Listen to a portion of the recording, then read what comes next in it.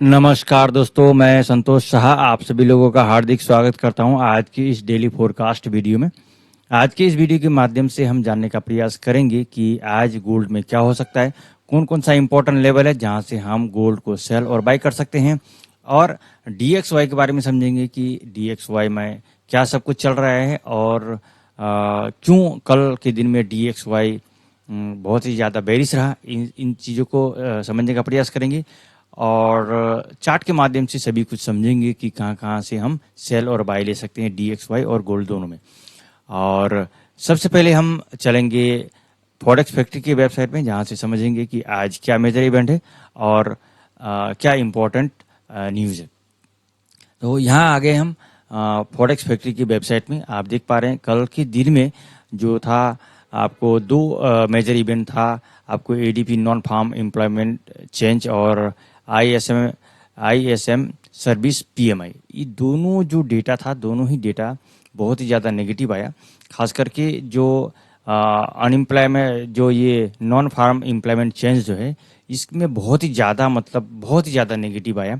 ये देखिए, ये फोरकास्ट किया था 1,11,000, लेकिन ये आया 37,000। तो बहुत ही ज़्यादा नेगेटिव आने की वजह से जो है कल के दिन में डॉलर बहुत ही ज़्यादा वीक रहा, खास करके जब ये न्यूज आया उसके बाद। और आप देखेंगे कि उसके बाद ही जो है गोल्ड में मूव आया आपको बाइंग के लिए और डॉलर में जो है सेलिंग के लिए। और उसके बाद 7:30 बजे भी जो डेटा आया, ये भी बहुत ही ज़्यादा हाई नेगेटिव था, जिसके वजह से गोल्ड जो है पूरी तरह से बुलिश रहा ये दोनों न्यूज के बाद। और आज के दिन में अगर हम बात करेंगे तो आज आपको ठीक 6 बजे अनएम्प्लॉयमेंट क्लेम का डाटा है, जो कि हर वीकवार को आता है।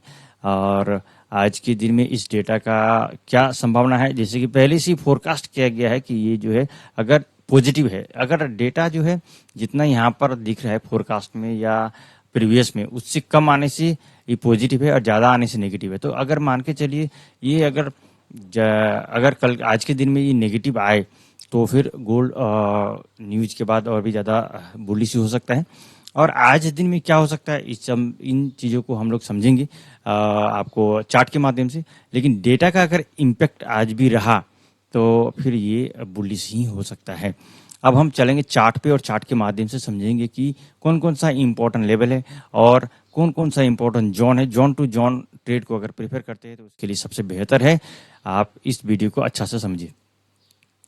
तो आगे हम D1 का चार्ट पे, तो डेली का चार्ट में अगर हम देखेंगे तो आप देख रहे हैं एक जो इम्पोर्टेंट ये पैरेलल लाइन है, इसके ऊपर आज फिर से क्लोजिंग दिया है। और कल का जो अगर हम देखेंगे, आप अच्छा से समझने का प्रयास करेंगे तो कल मार्केट क्या हुआ कि उसके पहले वाला डे का हाई भी नहीं तोड़ सका और उसके पहले वाला डे का लो को भी नहीं ब्रेक कर सका, यानी उसके बीच में ही ये रहा। ठीक है, अब इसका मतलब क्या हुआ, ये रेंज बाउंड रहा। और आज जो है लेकिन क्लोजिंग दिया ये जो इम्पोर्टेंट एक लेवल है उसके ऊपर में। तो ये इसका जो रिट्रेस करना था जितना, वो रिट्रेस ऑलरेडी कर चुका, जो कि लगभग 61% था। जो पिछला जो एक सुपर डुपर बुलिश कैंडल बनाए हैं, तो उसका जो है रिट्रेसमेंट वो ऑलरेडी ले चुका है। अब मार्केट हो सकता है कि इस एरिया से, ये जो आप ट्रेंड लाइन, ये जो आप पैरेलल लाइन है, ये 66-65 ये जो एरिया है, यहाँ से जो है मार्केट अगर यहाँ से ऊपर जाता है, इसके नीचे नहीं आके, कोई भी अगर आप छोटा टाइम फ्रेम में देखेंगे इसके ऊपर रहता है, तो फिर ये इस जगह तक आने का प्रयास करेगा। आपको 3424 और 35 तक, ये एरिया तक आने का प्रयास करेगा। और ये एक इम्पॉर्टेंट सेल जोन है और यहीं से मार्केट को आगे जाने नहीं दे रहा है, यानी 85 में अच्छा खासा जो है कल के दिन का जो नेगेटिविटी था जो डॉलर में, उसके हिसाब से इसकी भी ऊपर चला जाना चाहिए था। लेकिन यहाँ पर सेलर का भी जो है बहुत ज़्यादा जोर है। और जियोपॉलिटिकल में अगर देखेंगे तो सिर्फ रशिया यूक्रेन का वार को अगर छोड़ दिया जाए तो बाकी जो अभी ईरान और इजराइल वाला जो मसला है, वो थोड़ा सा सीज फायर, और ईरान और ये गाजा और इजराइल वाला सीज फायर का भी वो लोग प्रयास कर रहा है। तो अगर कहीं से वार को वो लोग रोकने का प्रयास करेगा तो फिर गोल्ड जो है नीचे ही आने का कोशिश करेगा। और अगर रशिया यूक्रेन का भड़कता है तो फिर समझ जाइए कि फिर ये सुपर डुपर बुलिश ही होगा। तो वो एक अलग सिचुएशन है, हम यहाँ पर टेक्निकल चीज़ों को समझेंगे। और अगर मार्केट में कभी कुछ ऐसा सिचुएशन आ गया तो सीधे समझना है कि हमें सिर्फ हर डीप से बाई करना है बस, अगर वार का कभी सिचुएशन रहे तो, और वार में कोई इम्प्रूवमेंट मिले तो। अभी हम जॉन टू जॉन ट्रेड को समझेंगे और हम छोटा टाइम फ्रेम पे के माध्यम से समझेंगे कि क्या हो सकता है। तो आज के दिन में अगर डे वन के हिसाब से देखेंगे तो मार्केट अगर इस 85 को ब्रेक करता है, 85 जहाँ तक आया था मार्केट कल 85 में आया था, और इसको ब्रेक करता है तो 91 को आसानी से ब्रेक कर देगा और फिर ये इस एरिया पर आने का प्रयास करेगा। और अगर ये 65 को ब्रेक करता है और इसके नीचे आता है तो फिर इसके भी आपको 45 में सपोर्ट मिलेगा, और यहाँ से अगर सपोर्ट ले लिया तब तो ठीक है, नहीं तो फिर ये नीचे जो इसका इम्पोर्टेंट जगह है आपको 3331 और 33 के बीच में यहाँ पर आने का कोशिश करेगा, और या तो इसका जो इम्पोर्टेंट डिमांड जोन है यहाँ पर। तो हम छोटा टाइम फ्रेम पे समझेंगे। हम आ रहे हैं H1 का चार्ट में। यहाँ पर आपको मैं सारा कुछ क्लियरली मेंशन कर दिया हूँ, आप अच्छी तरह से इसको आप नोट कर सकते हैं और आप इसके अकॉर्डिंग प्लान कर सकते हैं। अब यहाँ पर जैसे कि देख रहे हैं आप कि ये सेल जोन है, इस एरिया में सेल जोन है, और ये एरिया से निकलना पड़ेगा। अगर ये 72 के नीचे क्लोज देता है तो यहाँ आएगा, और यहाँ से हम इसको बाय स्कैल्पिंग करेंगे, और अगर इसको ब्रेक करता है तो फिर यहाँ से हम सेल करेंगे और ये एरिया तक सेल रहेगा। और अगर इसके नीचे भी क्लोज देता है तो फिर इस एरिया से हमारा इम्पोर्टेंट आपको बाय जोन है, और बहुत ही स्ट्रॉन्ग बाय जोन तो यहाँ पर है। तो ये आपको आप मार्क क्या रहना चाहिए आपकी चार्ट पे कि इस जगह पे आएगा तो इस जगह से हमें ट्रेड लेना है, इसके बीच में कुछ करने का जरूरत नहीं है। अभी जिस जगह मार्केट खड़ा है ये यहाँ पर अभी कुछ करने का जरूरत नहीं है। अगर मार्केट इसके जब तक यहाँ नहीं आता यहाँ से हम बाई नहीं लेंगे, और अगर इसके ऊपर क्लोज देता है, यहाँ पर देखिए 2-3 बार यहाँ पर दे चुका है, तो अब हो सकता है कि इस बार अगर ताकत लगाए तो इसके ऊपर चला जाए। तो ऐसा भी हो सकता है मार्केट यहाँ और यहाँ के बीच में आज दिन भर रेंज बाउंड करे, और अगर किसी एक साइड को ब्रेक करेगा तो फिर अगला जो जोन है उस जोन तक जाने का प्रयास करेगा।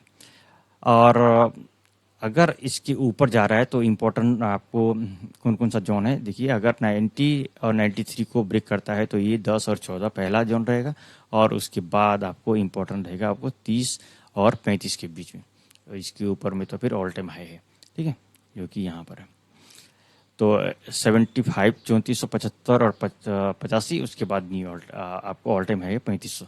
तो ये सारा चीज़ रहेगा। ये हो सकता है कि कल के दिन में जो NFP का न्यूज़ है उसके ऊपर में वो सब कुछ हो, लेकिन आज के दिन में मुझे लग रहा है कि मैक्सिमम 3390 और आपको ये 3346 इसके बीच में रहना चाहिए। इससे ज़्यादा और मार्केट को उथल पुथल नहीं करना चाहिए। बाकी देखते हैं, और जो भी आपके पास जोन ऑलरेडी रेडी है तो जहाँ पर जाएगा वहाँ से आप इस जोन के अकॉर्डिंग आप प्लान कर सकते हैं। M15 में भी सेम है, और बहुत ज़्यादा यहाँ पर ऐसा कुछ नहीं है, सेम उसी प्रकार का जोन यहाँ पर भी है। ये सारा आपको इम्पोर्टेंट सेल जोन है, और यहाँ पर देखिए ये 62 के पास आने का प्रयास कर रहा है। यहाँ आने से हम यहाँ पर बाई करेंगे, और अगर इसको ब्रेक करता है तो फिर यहाँ से हम सेल लेंगे इस एरिया तक। सिंपल है, बहुत ज़्यादा जो है रॉकेट साइंस का चीज़ नहीं है, और आप चार्ट को देखने के बाद ऑटोमेटिकली ये सारा कुछ समझ सकते हैं और जोन को क्रिएट करके उस जोन का आप फायदा ले सकते हैं। तो यहाँ पर अभी जैसे इस वक्त है, यहाँ पर इस जगह में कुछ करने का जरूरत नहीं है। हमारे पास इस एरिया में आएगा तब जाके हम इसको कुछ करेंगे, यानी कि हमें यहाँ पर बाय स्कैल्पिंग का ऑप्शन है। बाय यहाँ पर जैसे कि सेल स्कैल्पिंग लिखा हुआ है, इसका क्या है कि जब मार्केट यहाँ पर था, नीचे था, उसके हिसाब से ये सेल था। अब मार्केट इसके ऊपर है, इसलिए ये बाय स्कैल्पिंग है, ठीक है। तो यहाँ पर मार्केट आएगा तो यहाँ पर आपको अगर मार्केट जहाँ पर जोन है उसके ऊपर मार्केट है तो वो आपको बाइंग का जोन रहेगा या बाय स्कैल्पिंग रहेगा, और अगर इसके नीचे रहेगा तो ये आपको सेल स्कैल्पिंग या सेल जोन रहेगा। ये चीज़ समझना पड़ेगा।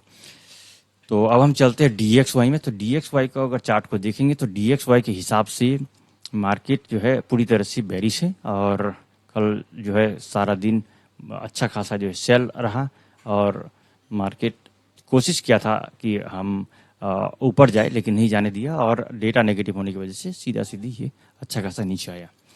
और H1 के हिसाब से अगर देखेंगे तो इम्पोर्टेंट जो जोन है आपको ये, इसको अगर 98.2 इसको अगर ब्रेक करता है तो फिर ये नीचे इस जगह पे आने का कोशिश करेगा। बहुत ही इंपॉर्टेंट डिमांड जोन है ये, और इस एरिया से आपको सप्लाई जोन है, यहाँ से हमें सेलिंग का ऑप्शन मिलेगा और कल यहाँ से अच्छा खासा सेलिंग का अपॉर्चुनिटी मिला था। हो सकता है आज दिन में रिट्रेस करे, जितना कल के दिन में आया है उसका अगर 50-60% भी अगर आता है तो इस एरिया तक तो जरूर आएगा। 98.56 तक यहाँ तक आने का प्रयास करेगा और वहाँ से फिर डाउन साइड में आना चाहिए। तो इस पर नज़र रखना पड़ेगा और इसके आधार पर भी हम इस पर भी ट्रेड ले सकते हैं और गोल्ड पे भी ट्रेड ले सकते हैं। तो आपको DXY का ये आपको हो गया जोन जहाँ से हम ट्रेड को प्लान कर सकते हैं। तो दोस्तों ये था इन्फॉर्मेशन, और मेरा ये वीडियो बनाने का उद्देश्य है आप लोगों को सिखाना। एजुकेशन पर्पज से मैं इस वीडियो को बना रहा हूँ ताकि आप लोग सीख सके ट्रेड को कैसे प्लान करें और इसके हिसाब से आप डेमो में प्रैक्टिस करें। और मैं जो भी आपको जोन बता रहा हूँ इसी की अकॉर्डिंगली आप बिना सोचे समझे लाइव अकाउंट में ट्रेड ना करें। आप पहले प्रैक्टिस करिए और अपना एनालाइज करने के बाद ही आप कोई ट्रेड को प्लान करें। तो दोस्तों ये था इन्फॉर्मेशन। मैं उम्मीद करता हूँ कि ये जानकारी आप लोगों को कुछ फ़ायदा करेगा और आप इसका कुछ बेनिफिट लेंगे। अगर आप लोगों ने यहाँ तक वीडियो को देखा है, आप सभी लोगों को हृदय की गहराई से बहुत बहुत धन्यवाद।